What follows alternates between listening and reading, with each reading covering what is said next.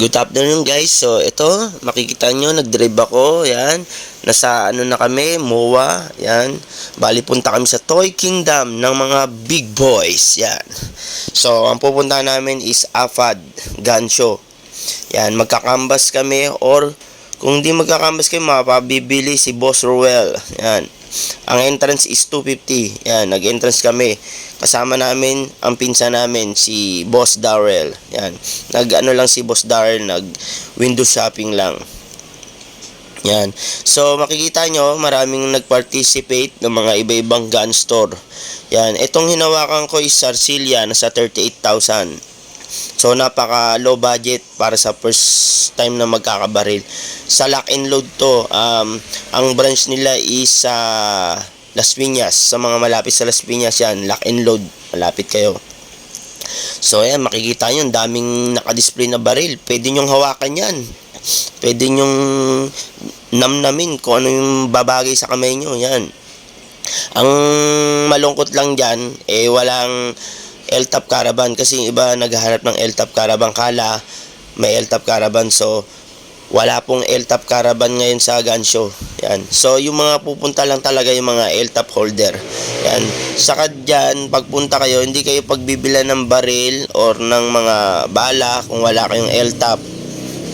So, yan. Ang gaganda ng mga baril. Ang sarap talaga, maraming pera para makabili ng baril. So, yan. Nagkakaamba si Boss Ruel. Ang utol ko yan. Yung hawak niya is Sarsilia. Yung Sarsilia na nasa 79,000. So, ang dami. Saka mababait yung mga staff, mababait yung mga empleyado ng mga gun store. Hindi sila masungit. I-entertain kayo. Kung ano yung tatanong nyo, kung magkano yung discount, ibibigay nila sa inyo. So, ang discount is medyo malaki-laki. Kaya masarap nga bumili sa gun show kasi makukuha nyo yung discount nyo. Itong hinawakan ko, itong American Classic is, nasa 40 plus. Pero maraming low budget, kagaya niyan. Yung isang hinawakan ko na yan, nasa 30 lang yan eh.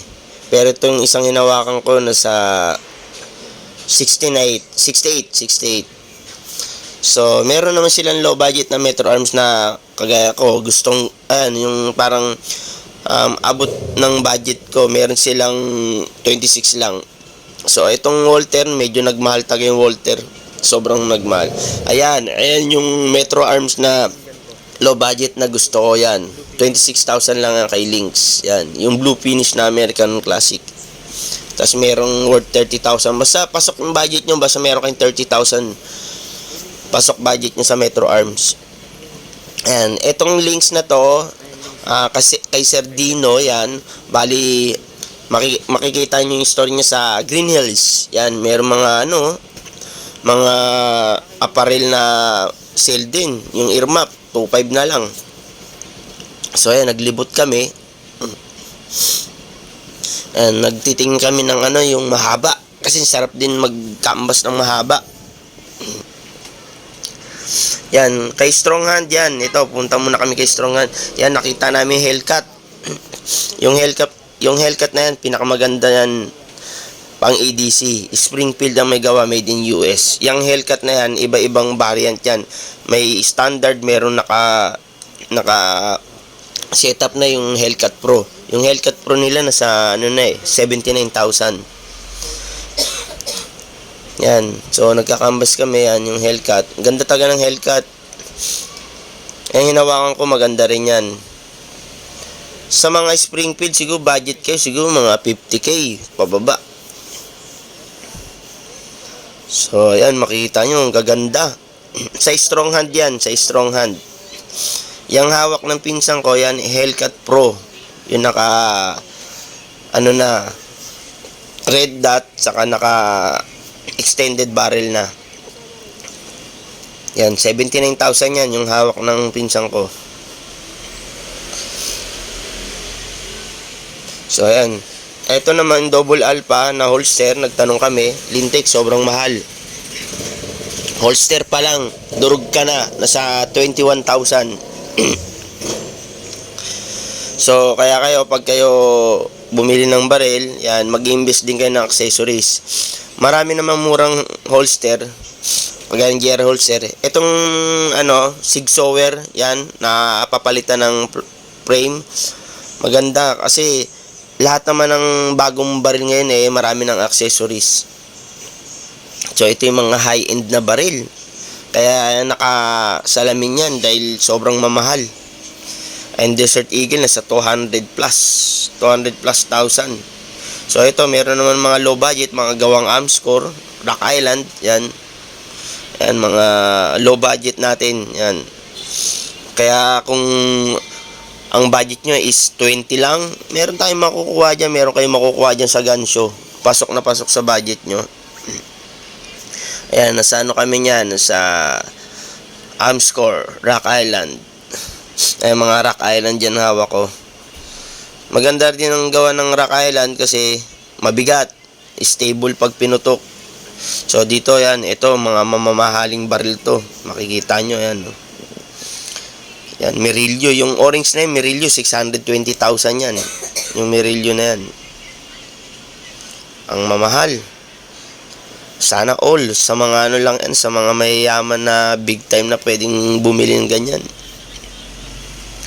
Ito mga magaganda naman na sakto lang yung presyo, mga sa gitna yung presyo niyan.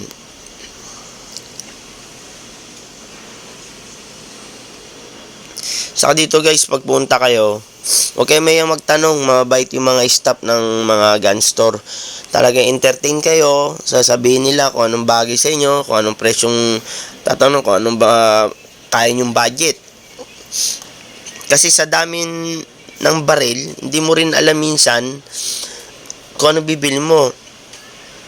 So makikita nyo, ang daming magazine, daming extra mag. Saka suggest ko sa inyo, bago kayo bumili ng baril nyo, mag-review muna kayo para sure kayo kung anong gusto nyo magiging baril. Ito sa Trust Trade yan, mga bala. Hindi muna ako bumili ng bala kasi meron pa naman akong bala. Ang binili ko dyan, extra magazine ng G3C ko. Yan, sobrang mura ng bala. Sa magtatanong, yung bala nasa 1,050. Ayan, shoutout pala kay Boss Ron. Nagkita sila ng pinsan ko, si Boss Ron. Ayan, no. Napakamura yung American Classic na yan, nasa 26 lang. Ayan, marami silang mga empty shell, yung mga gusto magpa-reload. Pinakamurang reload dyan sa Lock and Load, 10 pesos lang, kaso medyo malayo Las Piñas Yan, Strong Hand, baka naman. Yan, diyan kami nakakuha ng Hellcat. Baka naman, Strong Hand. Ayan ang Hellcat, yung pinakamura, 57,000. Yung 57,000, standard yan. Walang hindi nakabihis. So, ayan, maganda rin. Yung naka-red dot na Hellcat, 74,000. Yan. So, ito, medyo makikita nyo, medyo low budget to. Itong ninawakan ko, hindi to Zisei, kalaban ng, yung forma niya Zisei pero Sarsilia yan.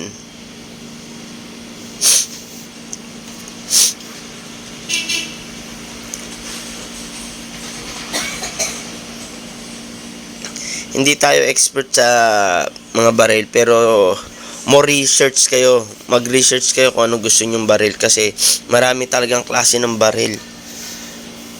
Malilito talaga kayo. Meron nga dyan na guys, pumunta.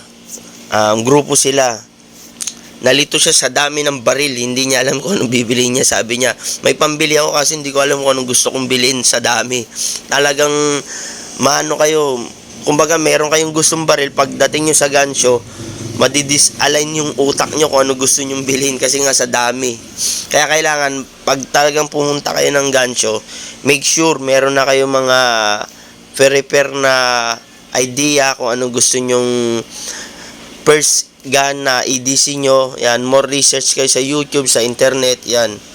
Kasi talagang mahirapan kayo mamili pag nandiyan na kayo. Yan. Ang i-research nyo kung magkano yung kaya ng budget nyo, kung anong bang gusto nyo sa baril, kung anong brand, kung anong caliber yan. Pag mga first time, mas much better 9mm. Yan. Saka depende yan sa ano nyo, sa kamay nyo, kung anong laki ng kamay nyo. Siyempre, pag malaki kamay nyo, di mag 1911 kayo.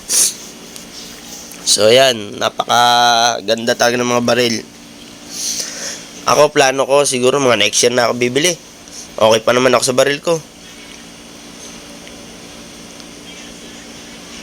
Saka kung bibili kayo ng baril, yung siguro din yung gusto nyo, yung hindi kayo magsisisi sa binili nyo.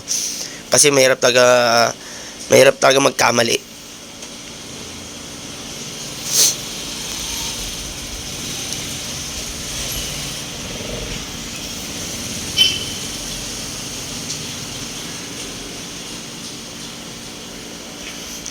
Ang gun show, hanggang Sunday sila guys. So, maaabutan nyo pang hanggang Sunday. Dito sa pinuntahan ko yan, yung may mga estante, medyo may kataasan yung price nila. Pero kasi naman lahat US. Pag ang baril kasi made in US, medyo asahan nyo na mahal. Kasi nag-i-import yan eh. Siyempre, meron tax yan binayaran, kaya medyo mahal. Mga nasa 80, 100 plus yung mga baril na 1911 nila. Ito yan, maganda mamili dyan yung mga apparel nila yan, mga yung mga short na pang range, mga pantalon pang range, meron kayong mabibili dyan.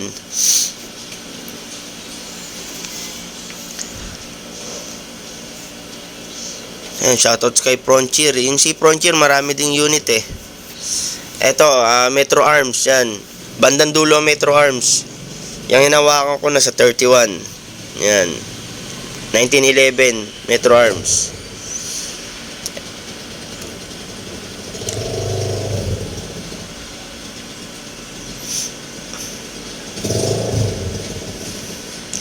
Kung magtatanong, ang Metro Arms po magandang gawa kasi ang engineer niyan STI.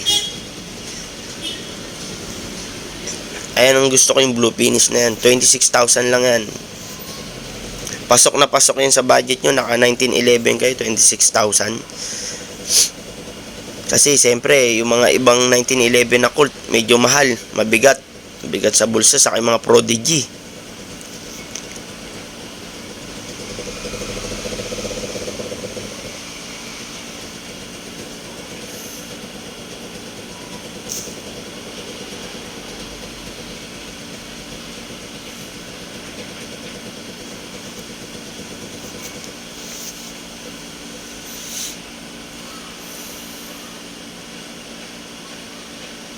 And gusto ko rin yung silver na yan, yung ano na yan, yung American Classic na yan, nasa 30 yan eh.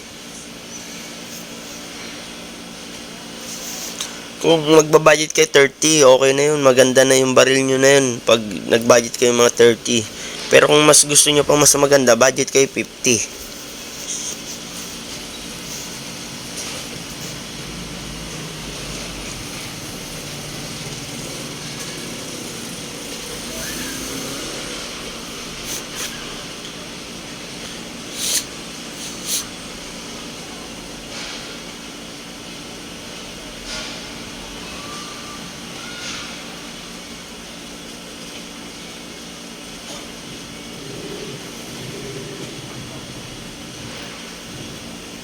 Ito mga nasa estante yan, mga high-end dyan. Mga nasa 100 plus yung price niyan.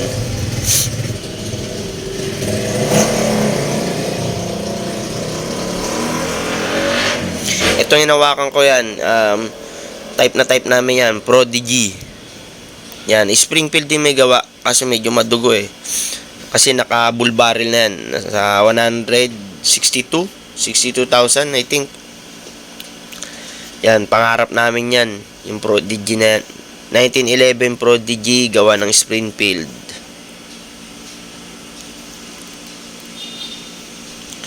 Kasi ito pala guys, merong mga bagong lumabas na 9mm na na mahaba. Napakaganda nito, saka mura lang yung budget eh.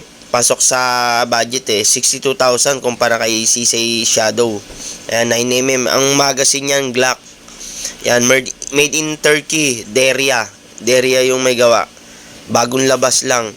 Deria, made in Turkey yan. After namin mag-ikot, yan, napagod kami.